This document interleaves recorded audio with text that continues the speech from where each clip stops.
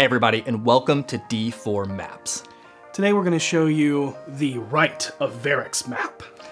This is at the top of the Star Mounts, right at the home of the Verax clan, or at least where they perform their Rite of Verax, which is what the Goliath tribe uses to determine what their epithet is going to be, their middle name, which to Goliath culture is very embodiment of an action that they do when they come of age. Yes. With this one was a lot of fun to kind of play around with the snow effect, which again was snow powder flocking mixed with Mod Podge that we kind of made into this almost like a thick paste that you kind of just stipple on. And we didn't want to cover it in snow because we wanted you to see that mountain gray effect. And so we just hit it with a little bit on the edges where it would kind of pile up, wouldn't melt away, and then covered the huts with it, which were 3D printed.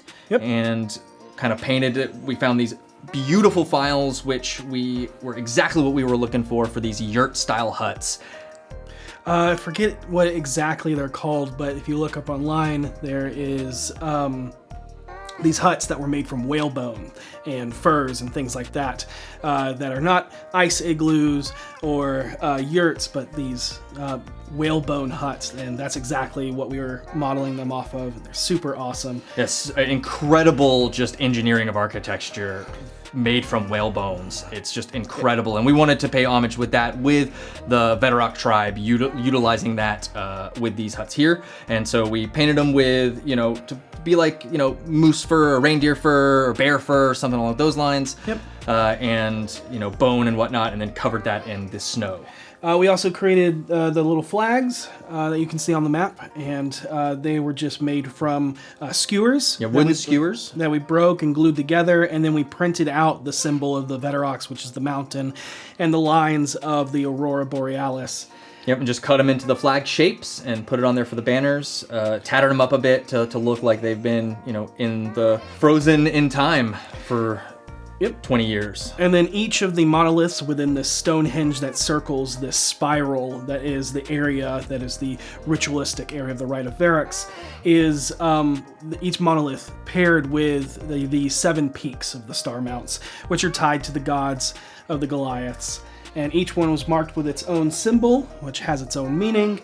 And then the spiral in the center, which was just done with a Dremel that just kind of spiraled out to give this, natural just spiraling effect, not only to indicate the Verax themselves, but kind of the madness of the Star Mounts and what the Star Mounts entails. There was a little bit of a hidden meaning with that just spiraling fracture of the lines.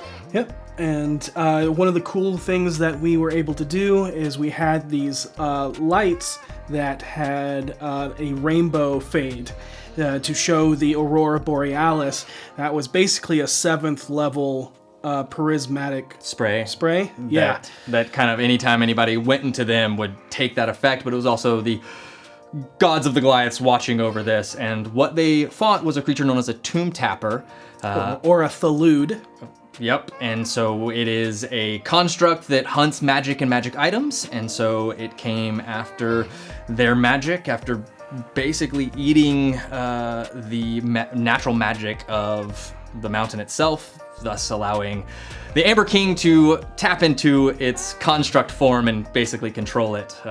And that was a fun fight. Was a fun fight. It definitely opened up with V going flying across the way. After being hit with a crit, but that is the Rite of Verax map.